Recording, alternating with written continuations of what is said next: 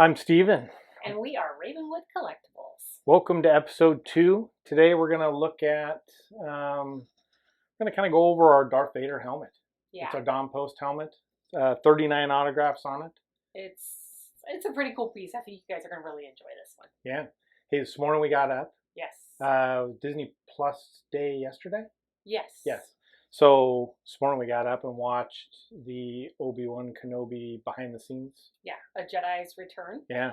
What did you think of that? It was really, really good. It was so cool to see those guys back together again.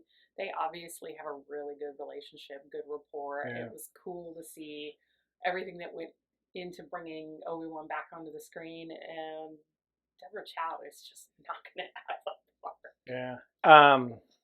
I really liked it. I liked the series. Yeah. For the most part. I know a lot of fans didn't care for the series, but I really did enjoy it. There's some things that don't settle well with me. I'm not too sure how you walk through hundreds of Imperial troops and officers with a child under your cloak. Sure.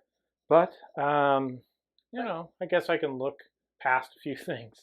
And speaking of children, she is absolutely she's really good. Adorable. I thought she did such a great job of embodying a little bit of Padme, Leia, all of that together, and Carrie Fisher in there. Just it was awesome. I liked it. How many people can fit in a snow speeder? Figured that out yet? Apparently, at least 4. Yeah. Okay. All right. Let's go on this journey. Let's do it. Well, that's our first time. I'm taking you to this cave. It'll be interesting to see what you pulled off here. I don't know. It's going to be fun. So, okay, let's get going. We'll see go. you there. All right, Dad. I got all the film equipment loaded onto the transport. I can't figure out where we're going. We're not going to Tatooine, Paige. Well, then where are we going?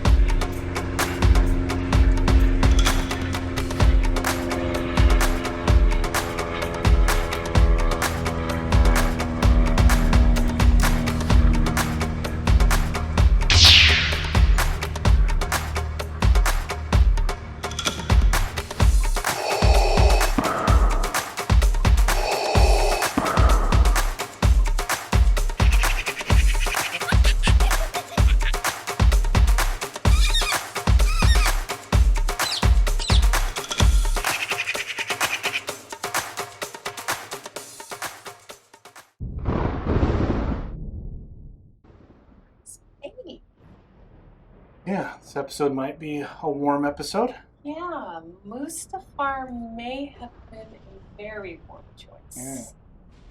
Oh, you've joined us. Great. We're glad to have you along. Today we're going to take a journey on the Darth Vader helmet that we've got autographed over the past how many years? Well, about 15 years or so now. 15 years we've been working on it. Yeah. It all kind of started with let me tell you a little story about the helmet itself. Actually, it's a Dawn Post original Darth Vader helmet. It started out with my brother and went to his son, and then the helmet got passed on to our son, who would run around the house wearing it, chasing because people he wanted to be Darth Vader. Yeah. So it's got some wear on it. I mean, and you can see that there's some wear on it, but it has a lot of family history to it.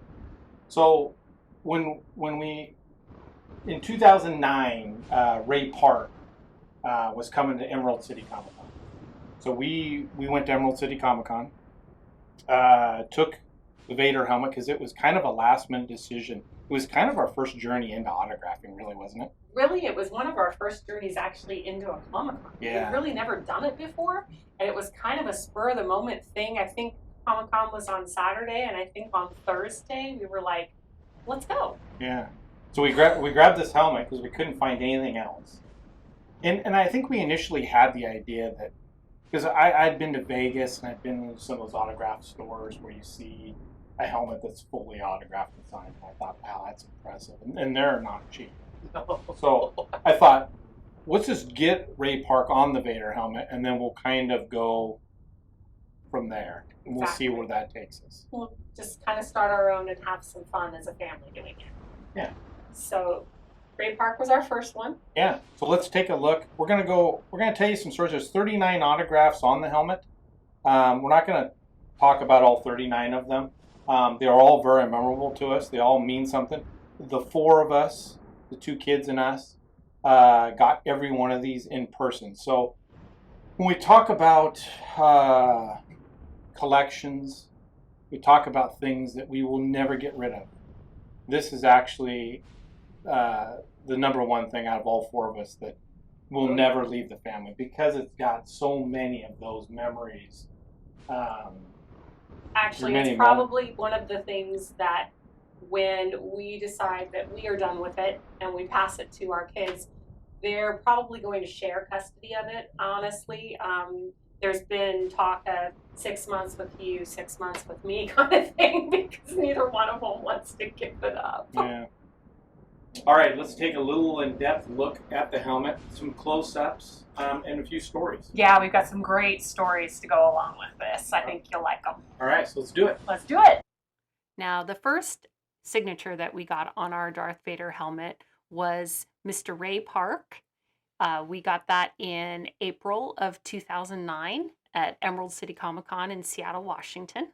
Yeah, that was 13 years ago that we started, obviously, this signature quest for as many as we could get on that helmet. So yeah, and he was a really cool guy. He was very friendly, very talkative at the time. Our kids were really young. They were 7 and 5. I think he tried to show them some moves. He did. While we were doing it. But he clearly decided to use up a lot of space on the helmet, being the first one. Exactly. So he kind of set the tone, which we obviously had to dial everybody in after that. But yeah, it was a good way to start our helmet. And we've met him numerous times. We have. Yeah, I mean we've got an X-Men item signed by him. Yeah.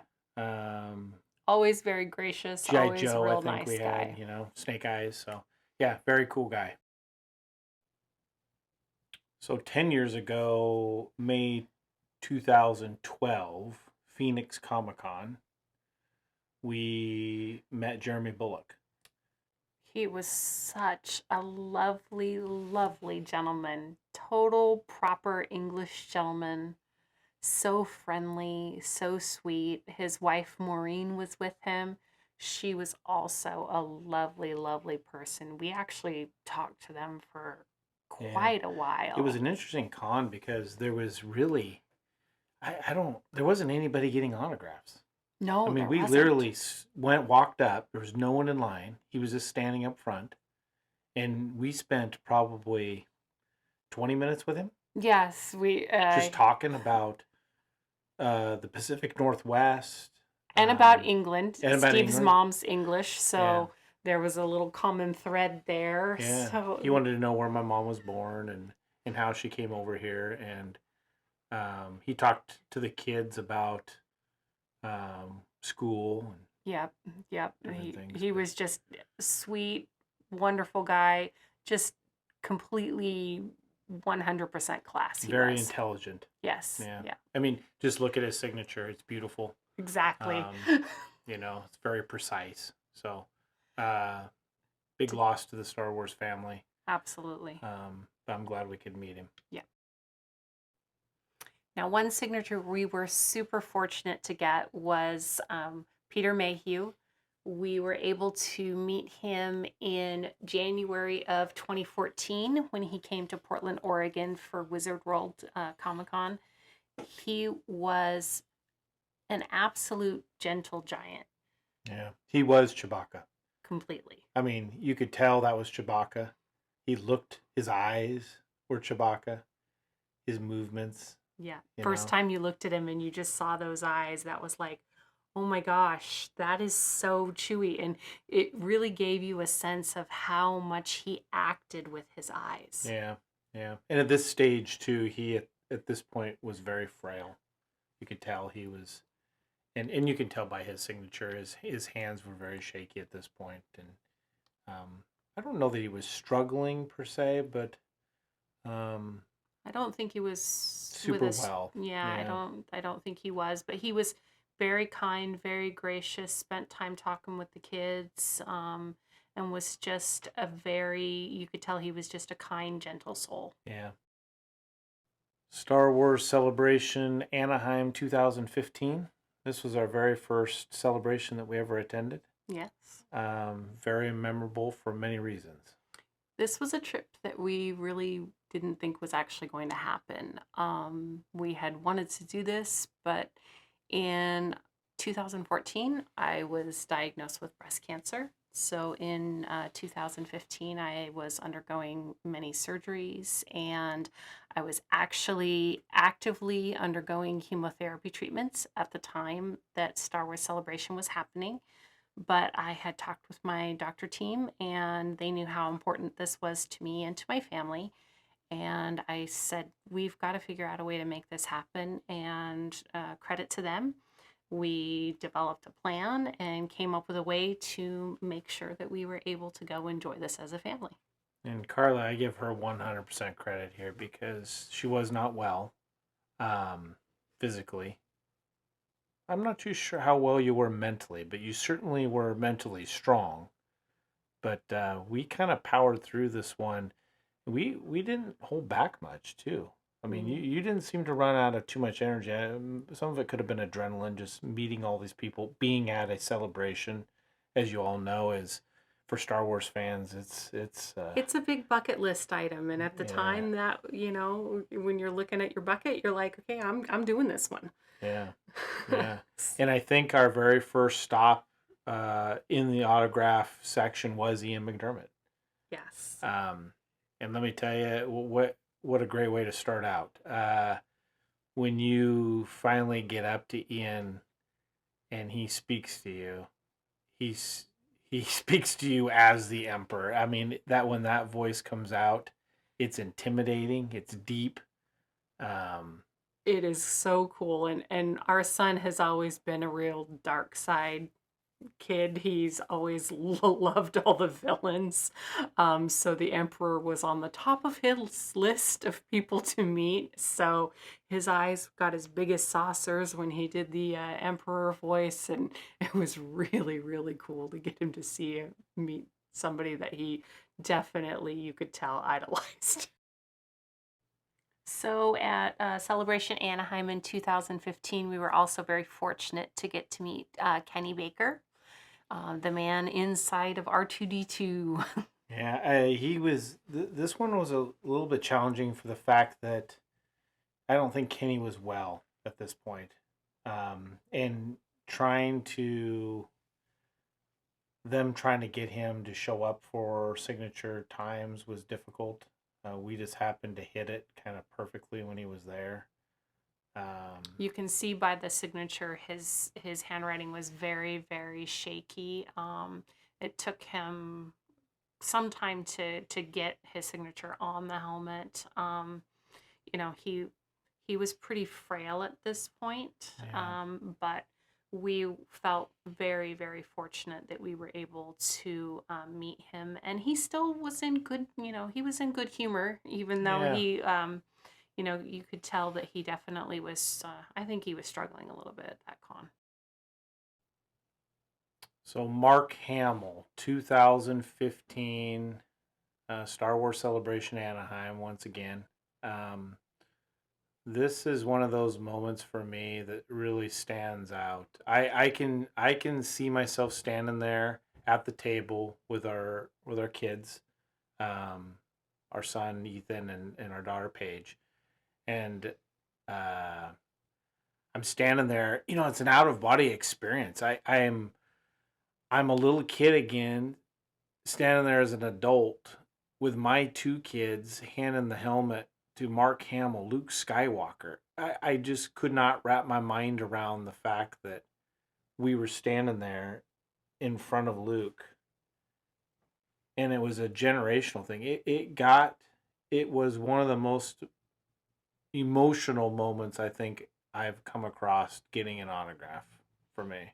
And it was really interesting to watch the play of emotions on your face because it was definitely one of those things that you were meeting somebody who was a hero to you as a kid. You could see it on your face that this was just something that you probably never thought would happen, especially not as a little kid.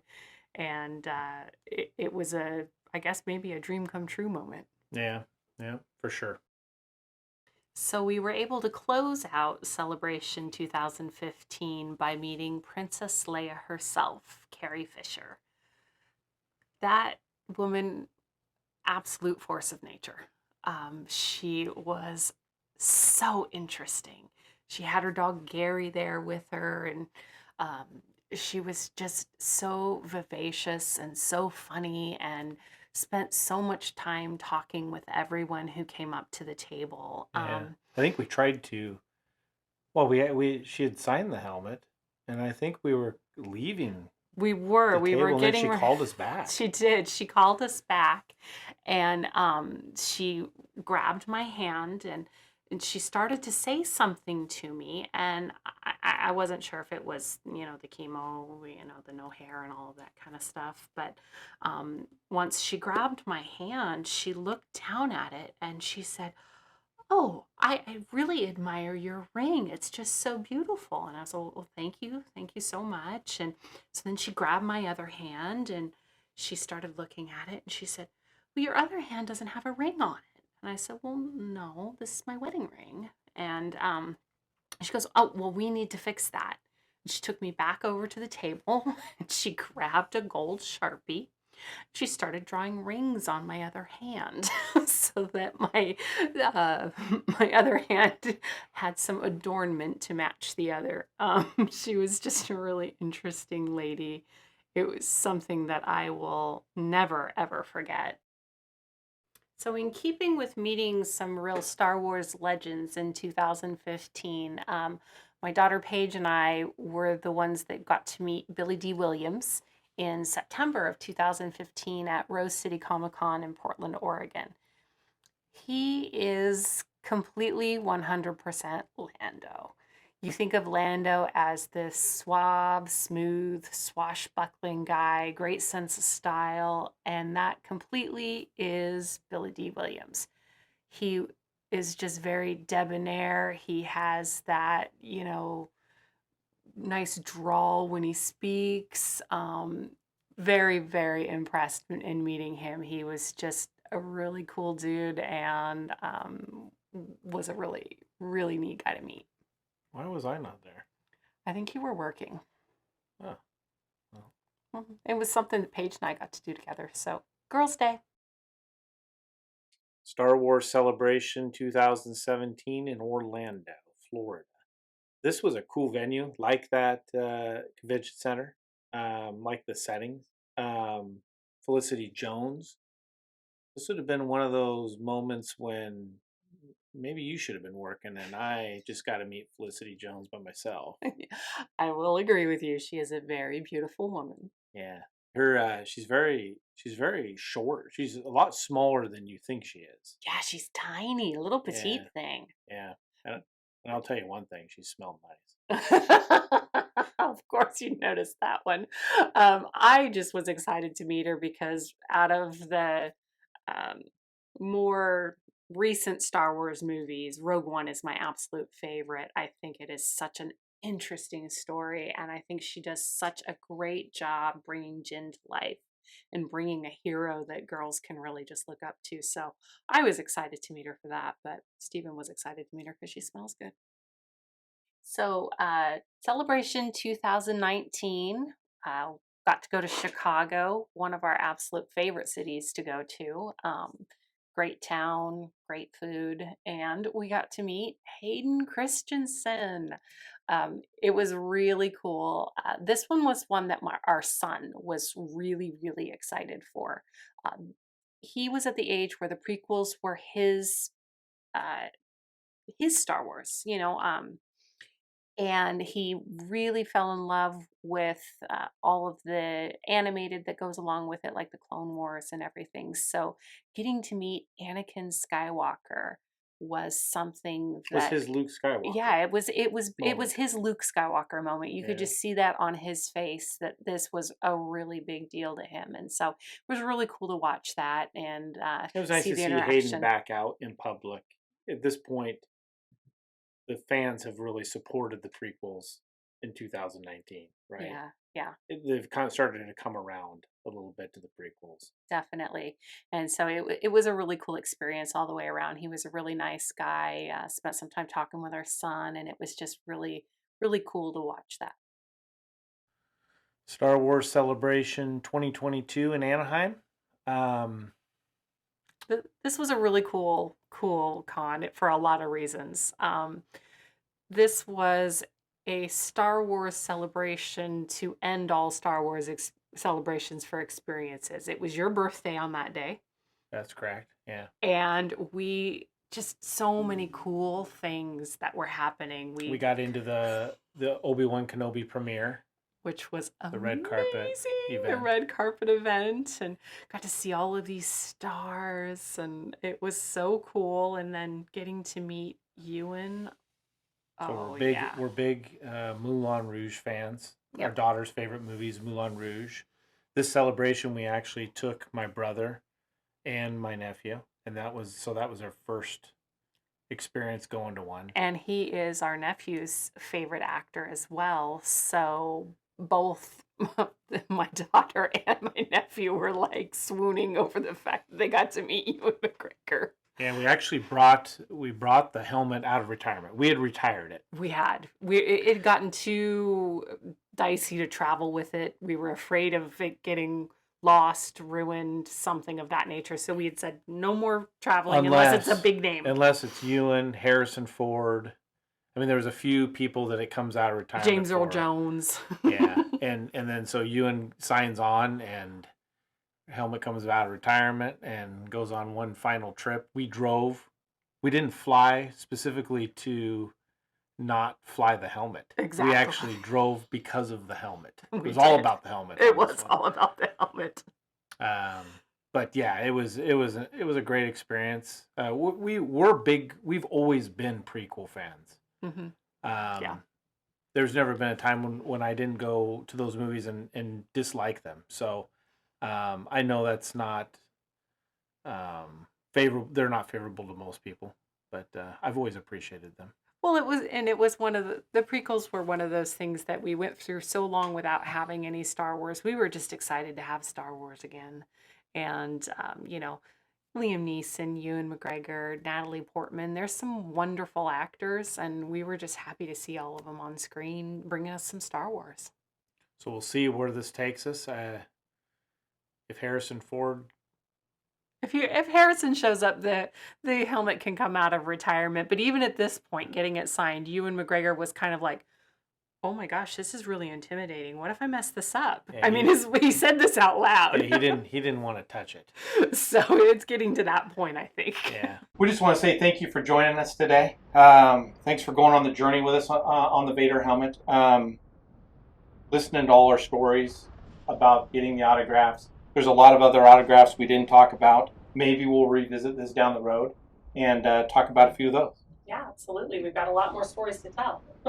For sure. And we just want to say that we have watched a lot of really great YouTubers for a lot of years, and they've really inspired us. We are big fans of Ordinary Adventures, Random Land, Retro Blasting, Analog Toys, and Fresh Baked, just to name a few.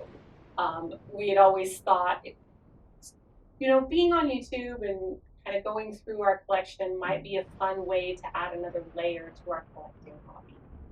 But it was really meeting Mike and Gabe from Collection Wars at Star Wars Celebration just this past spring in Anaheim that really kind of kicked things into motion for us, brought us, as Steve would say, out of the shadows. And we've managed to make some really, really great friends in a short amount of time. This community has been so welcoming, so encouraging. They've become like a little family. And we've got so many new friends now. Yeah. Spice Runners Lounge. We watch those guys every Friday night. Yep. Very entertaining. Yes. Words like lamp have a new meaning now. Yeah. We don't necessarily drink with them. We're considering drinking with them. We are. I don't know if we can hang. But I don't think we can keep up. Robin from Bespin Prime. She, we had a little interview on there. She welcomed us with open arms, even though we're not just Star Wars. We're a wide range of collectibles, as you've seen. So yeah. So we just wanted to take this opportunity to say thank you to everybody who has inspired us. Thank you to everyone who has welcomed us into these collecting communities. We're really glad to be here, and we hope to continue to bring you some content that you really like. And if you do like it, make sure to do all that fun stuff. Subscribe, hit like, share it with your friends, all that good jazz. yeah, thank you very much. Thank you. Bye-bye.